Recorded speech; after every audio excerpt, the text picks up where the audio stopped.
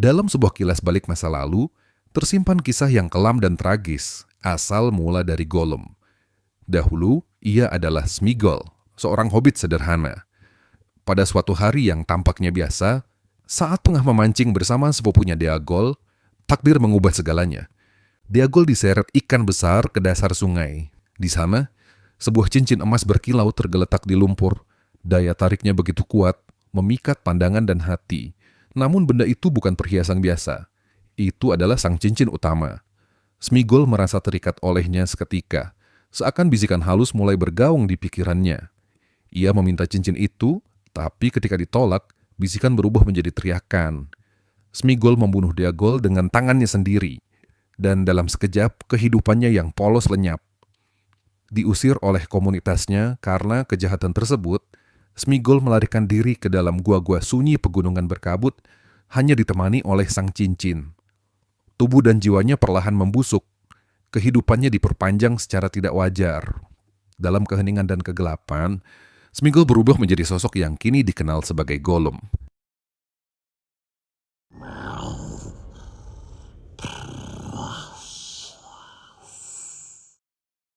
Waktu bergulir ke masa kini. Gollum memandu Frodo dan Sam melewati tanah gersang Mordor. Sam terus mencurigai niatnya, namun Frodo, yang semakin terpaut oleh beban cincin, tetap mempercayainya. Di tempat lain, jauh di barat, anggota Fellowship yang tersisa berkumpul kembali. Bersama Raja Theoden dan pasukannya, mereka tiba di Isengard, yang kini telah berubah total, hancur oleh banjir dan murka para Ent. Di sana, mereka menemukan Merry dan Pippin bersantai di antara puing-puing kemenangan, sementara Saruman, penyihir agung yang telah jatuh, terkurung di puncak menara Orpeng. Konfrontasi dengan Saruman pun terjadi. Dari puncak menaranya, Saruman mencoba merayut Theoden dengan janji aliansi baru, tapi sang raja tak lagi bisa dibujuk. Pembantaian di Westfold dan Helm's Deep terlalu dalam untuk dimaafkan. Saruman lalu mengalihkan amarahnya pada Gandalf, memperingatkan, Frodo akan gagal, dan Aragorn tak akan pernah menjadi Raja Gondor. Namun Gandalf tetap teguh. Ia menantang Saruman untuk menyerah. Ketika Saruman menyerang dengan sihir api, Gandalf bertahan. Dengan satu gerakan, Gandalf menghancurkan tongkat Saruman, mencabut statusnya sebagai penyihir. Ketika segalanya tampak berakhir, Grima Wormtongue muncul.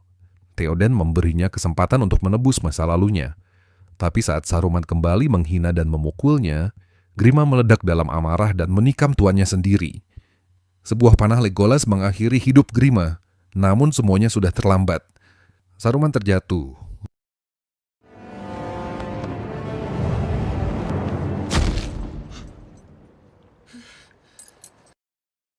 Isengard telah jatuh.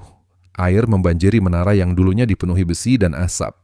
Saruman, sang penyihir yang berkhianat, tenggelam dalam bayang-bayang ciptaannya sendiri. Dari lengan jubahnya, meluncur sebuah bola hitam misterius. Palantir, batu penglihatan milik para penyihir. Pippin melihatnya. Keingintahuannya lebih cepat dari pikirannya. Ia melompat dari kuda untuk mengambilnya. Meski akhirnya menyerahkan Palantir kepada Gandalf, sang penyihir melihat sesuatu di mata Pippin. Sebuah rasa penasaran yang belum padam. Dan Gandalf tahu, rasa penasaran bisa jadi awal dari petaka. Malam itu, rakyat Rohan merayakan kemenangan mereka di Helm's Deep.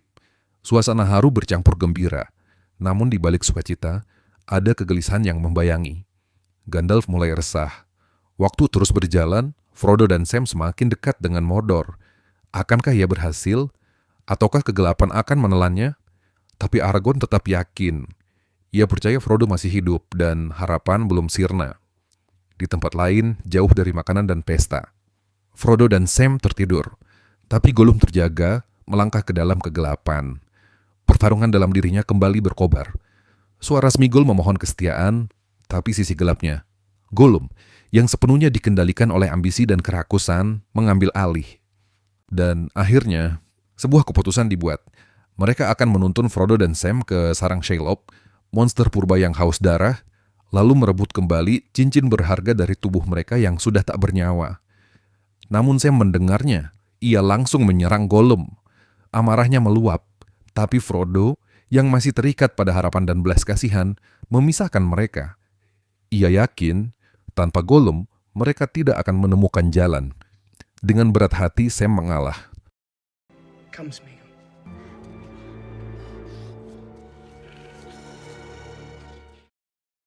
Di malam yang sama, Pippin yang kembali dikuasai rasa penasaran, diam-diam mengambil Palantir, batu penglihatan kuno yang disembunyikan Gandalf. Ia ingin tahu, ia ingin melihat, tapi yang datang bukanlah jawaban, melainkan kengerian. Seketika pikirannya ditarik masuk, ia terhubung langsung dengan Sauron.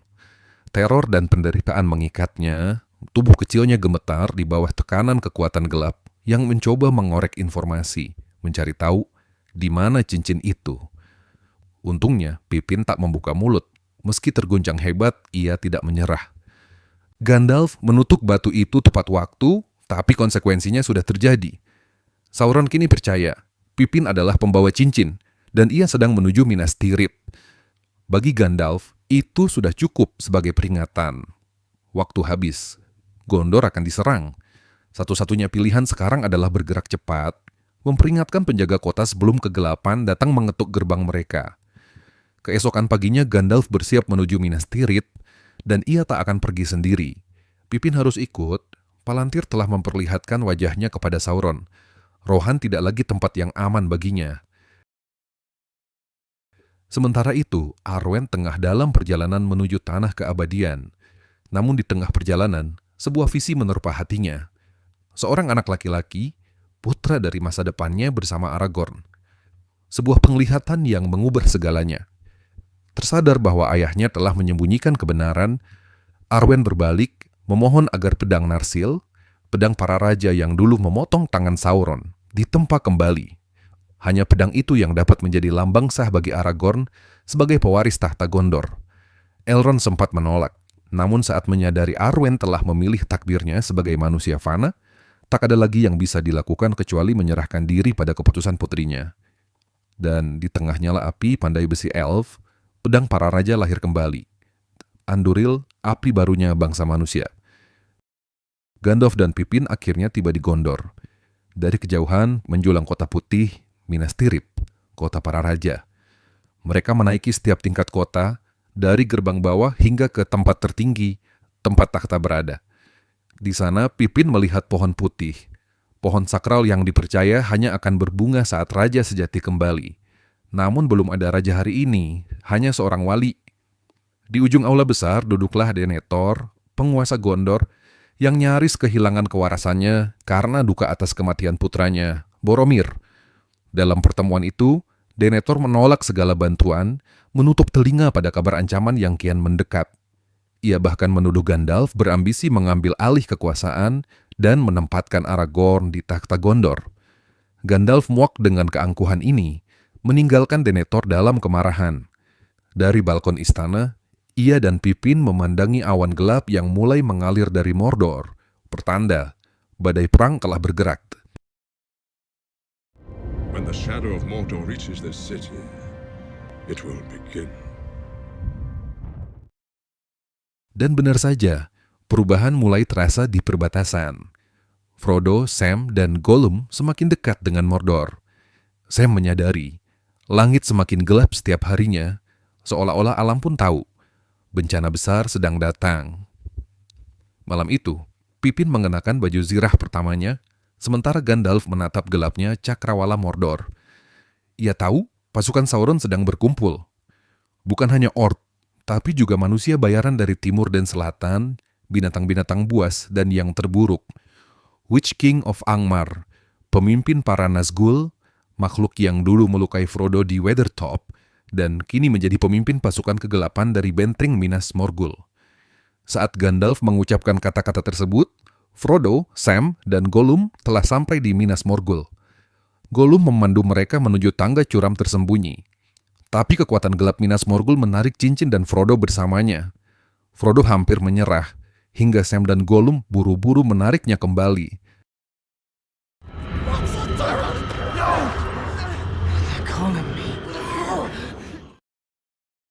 Tiba-tiba cahaya kehijauan meledak dari menara, menembus langit malam. Di Minas Tirith, Gandalf dan rakyat Gondor menyaksikannya. Sinyal telah dikirim, perang telah dimulai.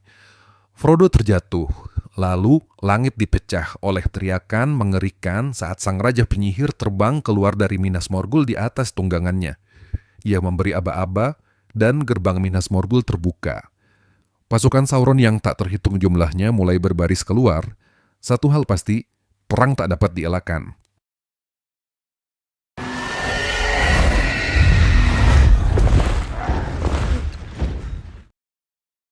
Kedua hobbit dan Gollum terus bergerak, mendaki celah berbahaya menuju Mordor. Ketegangan di antara mereka memuncak. Sam yang semakin curiga terhadap niat Gollum memperingatkannya keras. Jika dia menyakiti Frodo, itu akan menjadi akhir hidupnya. Di Minas Tirith, Gandalf menyadari kenyataan mengerikan. Pasukan Mordor telah bergerak, waktu hampir habis. Ia memerintahkan Pippin untuk naik ke menara tertinggi dan menyalakan suar. Sebuah seruan diam-diam, namun penuh harapan.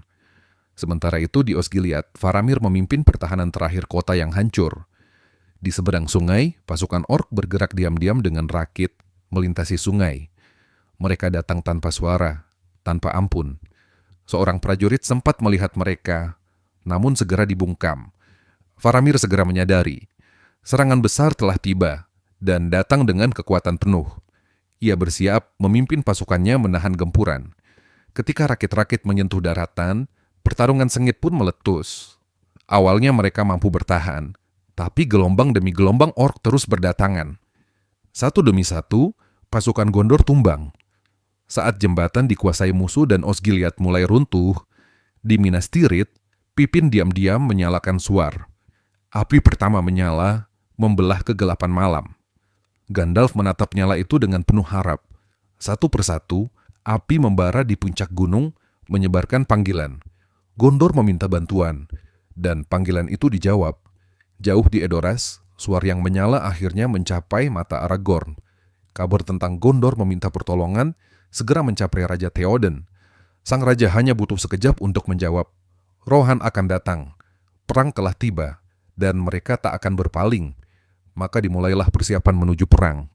Aragorn, Legolas, dan Gimli bersiap menunggang kuda. Éowyn diam-diam memutuskan ikut bertempur bersama mereka. Sementara Merry bersumpah setia kepada Theoden menjadi Mariadok, ksatria Rohan. Dengan panji Rohan berkibar di angin, Éomer berseru lantang, membakar semangat para prajurit. Demi tanah, demi kehormatan, demi raja. Rohan pun bergerak menuju Gondor. Namun waktu tak berpihak. Di Osgiliath, pertahanan Gondor hancur. Kekalahan tak bisa dielakkan. Faramir hanya bisa memerintahkan pasukannya untuk mundur, kabur ke arah Minas Tirith. Di belakang mereka, kota terbakar. Sedangkan di hadapan, dataran terbuka penuh bahaya. Bayangan Nazgul memburu dari langit, satu demi satu prajurit tumbang, hingga cahaya terang meledak dari arah kota. Gandalf, menunggang kuda bersama Pippin, datang membawa cahaya harapan, mengusir Nazgul dan menyelamatkan yang tersisa.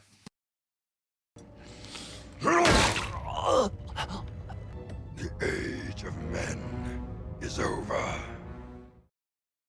Di dalam kota, kabar buruk terus berdatangan. Saat Faramir menjelaskan keadaan kepada Gandalf, ia menyebut dua nama yang membuat sang penyihir cemas, Frodo dan Sam. Mereka sedang menuju Minas Morgul, di mana saat ini Frodo dan Sam masih terus mendaki tangga curam menuju puncak, namun bayang-bayang Gollum terus membayangi.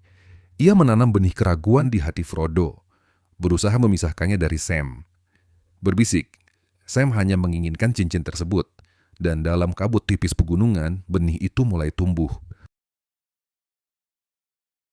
Osgiliath telah dikuasai, Witch King, sang Raja Nazgul memberi perintah. Serangan penuh akan diluncurkan ke jantung Gondor. Tak ada belas kasihan. Dan Gandalf, sang penyihir putih, akan ia hancurkan dengan tangannya sendiri. Namun, di saat genting seperti ini, Denethor justru mengecam putranya. Sang wali kota murka, merasa Faramir telah gagal. Ia menyalahkan Faramir karena membiarkan Osgiliath jatuh dan membiarkan cincin melanjutkan perjalanannya ke Mordor dibawa oleh seorang hobbit. Seandainya Boromir yang membawa cincin itu, anak kebanggaannya yang telah tiada, semuanya akan berbeda. Sampai akhirnya, Denethor yang telah tenggelam dalam keputusasaan memerintahkan Faramir. merebut kembali Osgiliath. Sebuah misi mustahil, lebih mirip hukuman mati. Faramir paham maksud tersembunyi sang ayah. Ia ingin anaknya mati demi menebus kematian Boromir. Namun Faramir menerima perintah itu dengan kepala tegak. Meskipun ia tahu, itu bisa jadi akhir hidupnya. Since you robbed Boromir, I will do what I can in his stead. Persahabatan antara Frodo dan Sam terus diuji. Ketika kedua hobbit beristirahat di tepi jurang tinggi, Gollum sekali lagi menjalankan tipu dayanya. Ia membuang makanan terakhir mereka, menuduh Sam, sekaligus menanam benih keraguan dalam pikiran Frodo. Frodo yang makin terbebani oleh cincin, mulai kehilangan kepercayaan. Ia memerintahkan Sam, sahabat setianya, untuk pergi. Sam tak bisa memaksa. Dengan hati hancur ia pergi, dan Gollum berhasil memisahkan mereka. Kini, Frodo melanjutkan pendakiannya sendirian, ditemani bayangan yang perlahan menguasainya. Di Minas Tirith, Faramir dan sekelompok kecil pasukannya bersiap menjemput takdir. Gandalf mencoba meyakinkannya. Denethor sudah tak waras, tapi Faramir hanya tersenyum. Ia akan tetap membela kota ini, meski dengan nyawa. Saat mereka menunggang kuda ke medan maut, Denethor hanya duduk tenang, menyantap makanan, bahkan meminta Pippin bernyanyi. Tak sadar, anaknya sedang menuju kematian. Suara Pippin mengisi aula, kontras dengan kehancuran yang terjadi di luar. Panah-panah berjatuhan. Prajurit Gondor gugur satu demi satu. Kota dipenuhi duka, meski tak semua mata bisa melihatnya. Gandalf hanya bisa memandang dengan putus asa.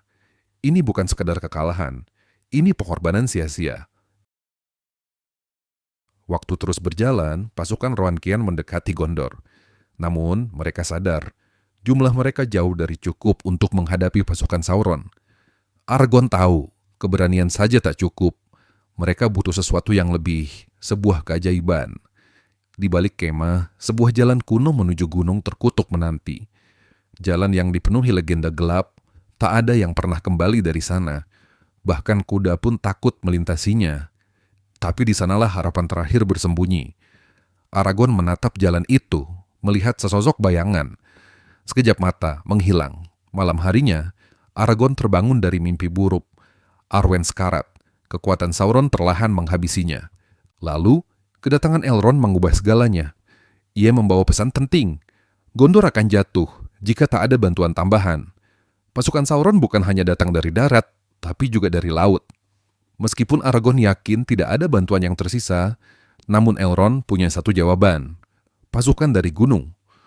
Roh-roh terkutuk, para pengkhianat masa lalu, yang hanya bisa dipanggil oleh Raja Sejati. Elrond lalu menyerahkan Anduril, pedang para raja yang telah ditempa kembali. Sebuah lambang. Aragorn bukan lagi sekedar pengembara. Ia adalah pewaris sah tahta Gondor, dan hanya Raja Sejati yang bisa memanggil pasukan kematian. Aragorn menerima panggilan takdirnya. Bersama Legolas dan Gimli, ketiganya menapaki jalan berhantu menuju liang para mayat. Legolas menceritakan kisah kelam di balik tempat ini tentang kutukan yang dijatuhkan Isildur kepada bangsa yang mengingkari sumpah mereka dalam perang aliansi terakhir. Bangsa mati yang tak pernah beristirahat karena memilih kabur saat perang. Roh-roh tersebut tidak akan tenang hingga janji setia mereka kepada Gondor terpenuhi. Ketiganya tiba di Dark Door, energi gelap memancar dari dalam, menakuti kuda-kuda mereka. Tapi Aragorn tidak gentar, melangkah masuk ke dalam kegelapan. Di saat bersamaan, Raja Theoden memimpin pasukannya. 6.000 penunggang kuda menatap jalan panjang menuju Gondor, berangkat ke medan perang. Di kejauhan, kekuatan kegelapan Mordor juga bergerak, troll, orc, dan teror yang tak terhitung jumlahnya menuju Minas Tirith. Dalam kegelapan gunung orang mati, 3 sahabat terus melangkah melewati lorong-lorong yang sunyi, tulang-tulang berserakan di bawah kaki mereka. Kabut tebal membalut udara, seakan setiap sudut menyimpan bisikan para arwah yang tak pernah menemukan kedamaian.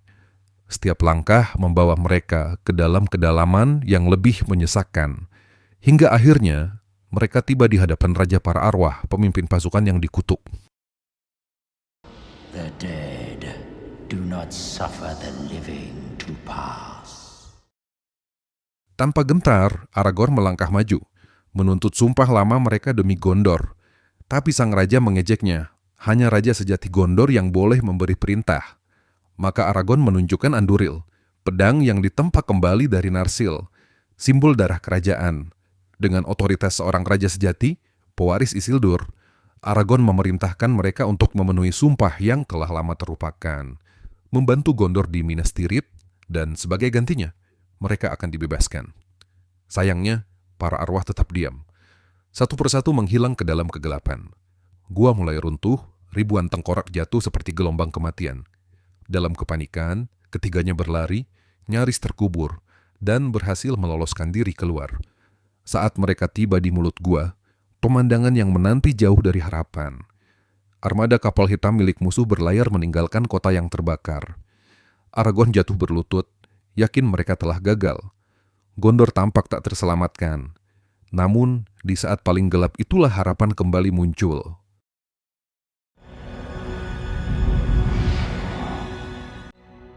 We fight. Dari tanah tandus Mordor, 200.000 pasukan orc mengepung Minas Tirith, kota putih yang agung, simbol terakhir harapan manusia. Di tengah semua itu, sebuah pemandangan memilukan menyambut para penjaga kota. Faramir, putra Denethor, kembali dari pertempuran. Tubuhnya tak berdaya, diseret oleh kudanya sendiri melewati gerbang. Para penjaga segera membawanya ke tempat ayahnya. Dalam keputusasaan, Denethor menyerah, menyatakan garis keturunannya berakhir. Ia menolak kenyataan bahwa Faramir masih bernafas. He's alive. He needs medicine, my lord. My line has ended. Tak lama, kepala-kepala para prajurit Gondor yang gugur dilontarkan ke dalam kota, menciptakan gelombang panik dan keputusasaan. Batu-batu besar menghujani dinding kota, merobek rumah dan jiwa. Teriakan ketakutan memenuhi udara. Denethor yang telah menyerah pada kegilaan, merasa tak ada harapan yang tersisa. Ia memerintahkan pasukannya untuk menyerah dan mundur. Tapi Gandalf tak lagi diam. Dengan murka, sang penyihir memukul Denethor, mengambil alih komando dan menyalakan kembali semangat perlawanan. Prajurit Gondor kembali berdiri di atas tembok, bersiap melawan gelombang kegelapan. Dan Gondor pun membalas. Ketapel diluncurkan. Batu-batu runtuhan dijadikan senjata. Menara pengepungan orc runtuh. Tanah di luar dinding kota berubah menjadi lautan puing dan darah. Namun takdir punya rencana lain. Dari langit para Nazgul datang dengan jeritan maut. Di punggung makhluk bersayap, mereka menyapu udara dan menerkam harapan. Bangunan hancur, prajurit jatuh. Bahkan cahaya pun tampak takut menyentuh tanah kota itu. Tapi Gandalf tetap berdiri, menyerukan pasukannya agar tidak menyerah pada rasa takut. Dari atas tembok, ia memimpin para pemanah Gondor untuk membidik para troll, bukan menara. Tapi menara terus berdatangan dan para orc pun membanjiri pertahanan. Di tengah kekacauan, Pippin menolak mundur. Ia naik ke tembok di mana Gandalf sedang bertempur. Dan saat maut mendekat, ia menggenggam pedangnya, menebas musuh dan menyelamatkan sang penyihir. Namun, benteng tak bisa bertahan selamanya. Saat ram biasa tak mampu merobohkan gerbang, pemimpin orc memerintahkan Gron, alat penghancur raksasa berbentuk kepala serigala, dibawa ke medan tempur. Pasukan Mordor menyambutnya dengan teriakan penuh semangat, menggema seperti ritual pemanggilan kehancuran. Gandalf memandang Gron yang mendekat dan tahu, saatnya mendekati kehancuran telah tiba.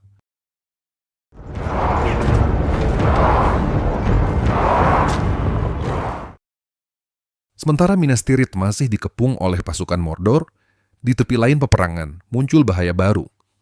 Kapal-kapal perang musuh mendekat dari arah sungai, datang untuk memperkuat barisan Mordor. Namun Aragorn menghadang mereka, memperingatkan, jangan sekali-kali berlayar memasuki Gondor. Sang kapten bajak laut menolak, menertawakan ancaman itu, bertanya, dengan tentara siapa mereka akan menyerang? This army.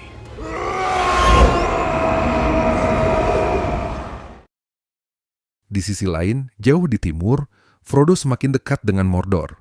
Namun, pengkhianatan mengendap dalam kegelapan. Gollum menuntun Frodo ke dalam perangkap terakhirnya. Sarang Shelob, Ratu Kegelapan berbentuk laba-laba raksasa. Di dalam, Gollum meninggalkannya. Pengkhianatan yang menyakitkan. Dalam sunyi dan kegelapan, Frodo sadar. Sam benar sejak awal. Rasa bersalah kini menyelimuti dirinya.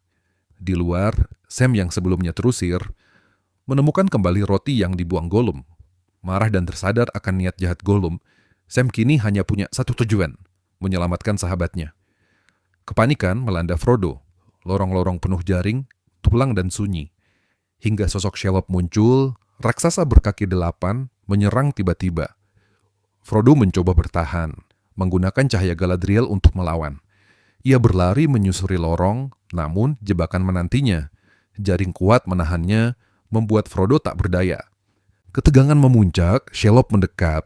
Frodo terus berontak hingga akhirnya berhasil melepaskan diri. Tapi belum juga sempat bernapas lega, Gollum menyerang. Pertarungan singkat terjadi. Frodo akhirnya berhasil melemparnya jatuh ke dalam jurang. Kini ia benar-benar sendirian. Kembali melangkah, melanjutkan perjalanan. Tujuannya terasa semakin dekat, hingga takbir berkata lain. Ratu Kegelapan kembali muncul. Shelob, sang laba-laba raksasa, tanpa suara, menyengatnya.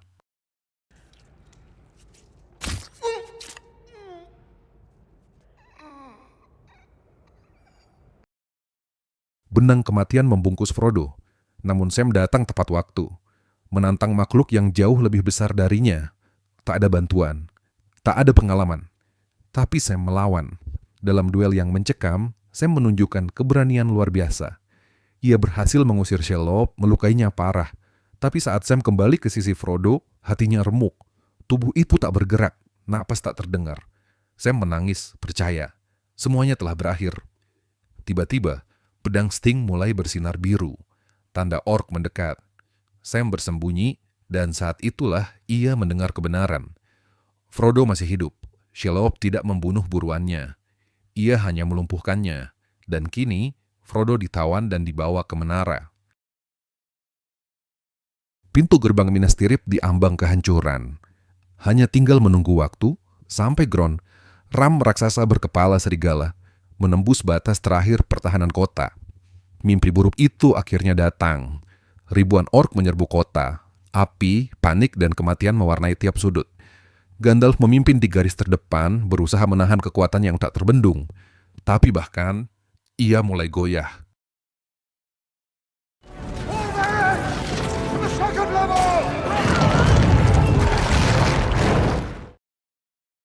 Namun bahaya terbesar justru datang dari dalam. Denethor, sang penjaga kota yang diliputi keputusasaan dan kegilaan, menyeret tubuh putranya yang terluka ke ruang pemakaman para penjaga. Ia tak lagi percaya akan kemenangan, tak lagi percaya pada harapan. Yang tersisa hanyalah api, yang akan menelan dirinya dan Faramir hidup-hidup. Pippin menyadari ada yang salah, mengikuti dari jauh. Ia mencoba menghentikan semua tindakan gila ini, tapi malah diusir. Tanpa ragu, Pippin segera berlari, menembus reruntuhan dan kobaran api, hanya untuk mencari Gandalf. Membawa kabar tentang kegilaan Denethor. Gandalf segera menarik Pippin bersamanya, berharap masih ada waktu untuk menyelamatkan Faramir. Namun, jalan mereka terhalang. Sang Raja Penyihir turun, pemimpin para Nazgul, bayangan paling menakutkan dari Mordor.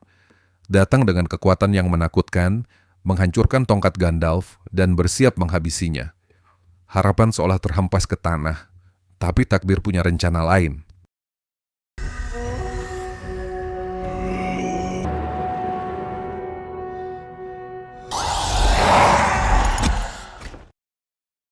Fajar belum menyingsing ketika suara tanduk perang menggema dari kejauhan. Derap ribuan kuda mengguncang tanah. Pasukan Rohan telah tiba. Di bawah panji Raja Theoden, 6.000 penunggang kuda berdiri tegak, menatap lautan musuh yang membanjiri tanah Gondor. Suasana hening, penuh ketegangan. Pasukan menunggu dengan napas tertahan. Mata mereka menatap jauh ke depan, menyadari. Pertempuran ini mungkin akan menjadi yang terakhir. Raja Theoden melihat semuanya. Kehancuran yang nyaris sempurna. Dengan langkah mantap, sang raja maju ke hadapan pasukannya. Suaranya bergema, menyalakan bara keberanian. Maju terus, menuju akhir dunia, menuju kematian.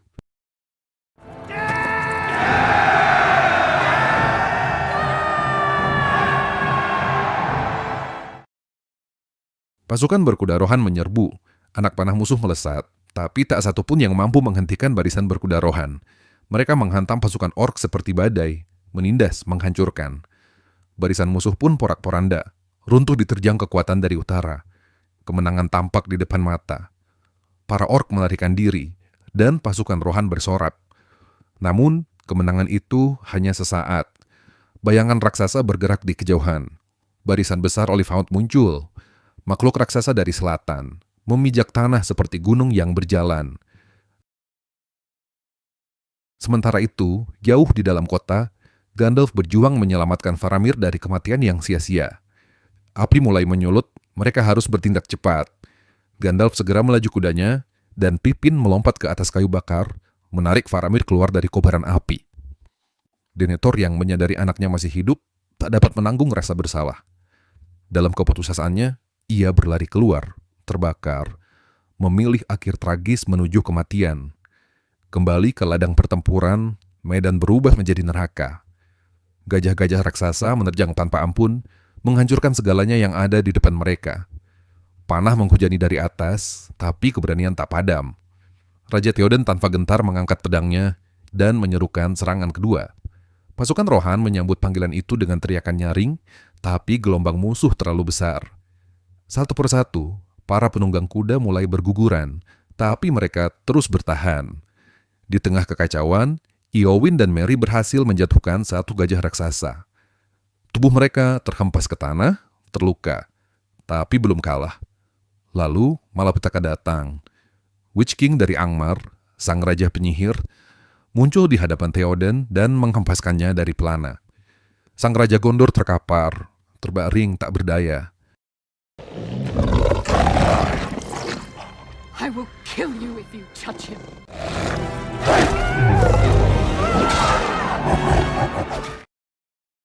Eowyn berdiri sendirian menghadapi sang Raja Nazgul. Pertarungan yang tampak tak seimbang. Perisainya hancur, tubuhnya terlempar ke tanah. Tapi keberaniannya tak runtuh. Saat maut terasa begitu dekat, bantuan tak terduga tiba-tiba datang. Sebuah pasukan kecil dari Merry menggoyahkan Raja Nazgul. Eowyn bangkit, membuka helmnya, dan menancapkan pedangnya. Mengakhiri teror sang Raja Nazgul selamanya. Di sisi lain, armada hitam mendekati pelabuhan. Para orc bersorak mengira itu bala bantuan. Namun, dari kapal muncul Aragorn, disusul Legolas dan Gimli. Dan di belakang mereka, pasukan hantu dari dunia orang mati. Tentara roh yang terikat sumpah membanjiri medan perang, menyapu bersih segalanya. Mereka menyerbu tanpa ampun, menyapu seluruh kota. Musuh pun runtuh tanpa sempat melawan. Namun di balik kemenangan ini, duka tetap membekas. Raja Theoden yang terluka, menghembuskan napas terakhirnya. Gondor memang berhasil diselamatkan. Janji-janji lama telah dipenuhi. Perang besar dimenangkan. Tapi bayang-bayang belum sepenuhnya sirna. Sebab jauh di timur, dua sosok kecil masih berjuang. Frodo masih dalam cengkeraman para orc di Menara Cirit Ungol. Dua dari mereka bertarung memperebutkan zirah mithril milik Frodo. Kericuhan di antara mereka berubah menjadi pembantaian sesama. Dalam kekacauan, Sam tiba. Menemukan menara telah dipenuhi jasad para orc akibat pertikaian. Ia menyelinap masuk, mengalahkan sisa penjaga dengan keberanian yang mengejutkan. Namun di dalam menara, Frodo dalam bahaya. Terikat dan tak berdaya. Sesosok orc ingin menghabisinya. Gonna bleed you like a stuck pig. Not if I stick you first. Sam! Dalam kelegaan dan penyesalan, Frodo mengira cincin telah hilang.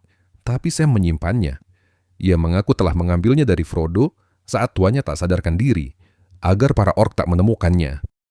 Kini, hanya satu jalan tersisa. Dengan menyamar sebagai orc, keduanya melanjutkan perjalanan terakhir mereka, menuju jantung Mordor, dan akhir dari segalanya.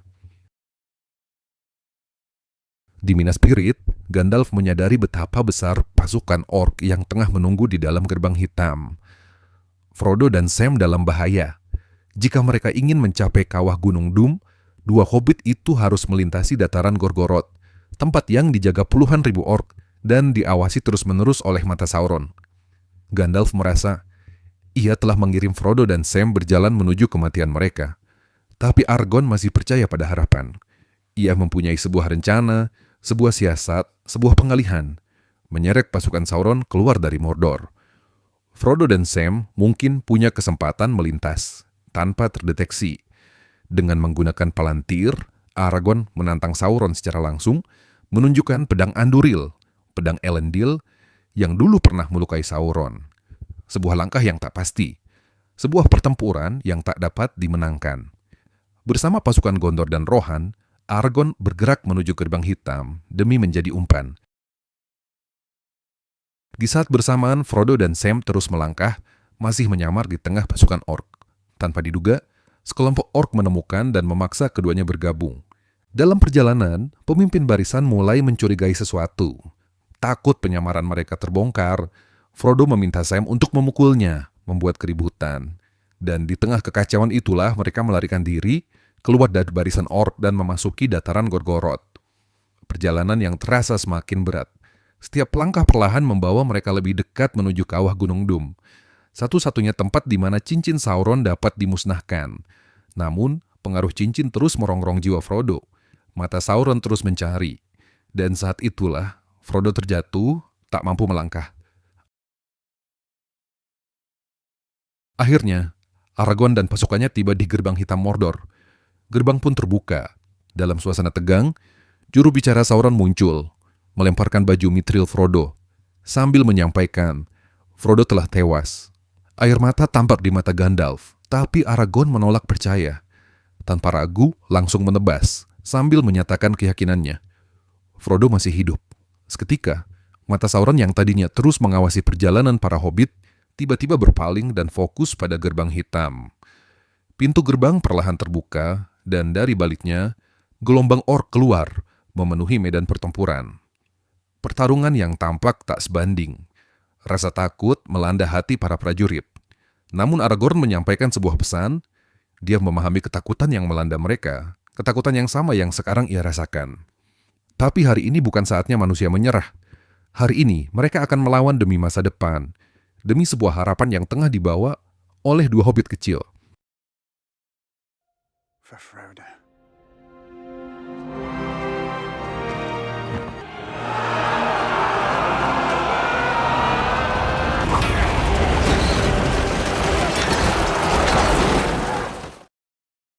Sementara pertempuran tengah terjadi, Frodo dan Sam terus mendaki lereng terjal Gunung Doom.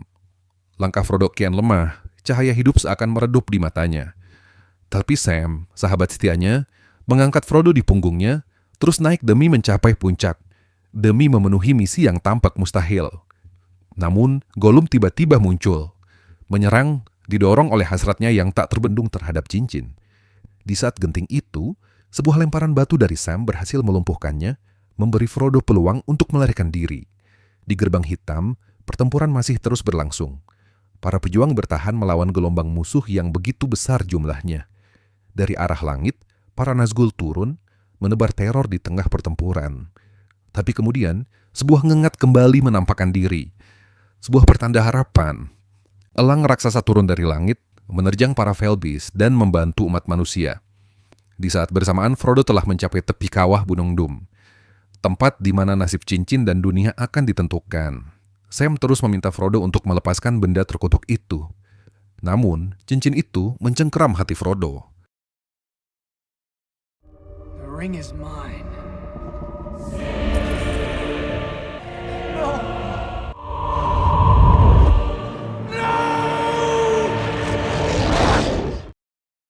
Akan tetapi, bayang-bayang Gollum masih ada.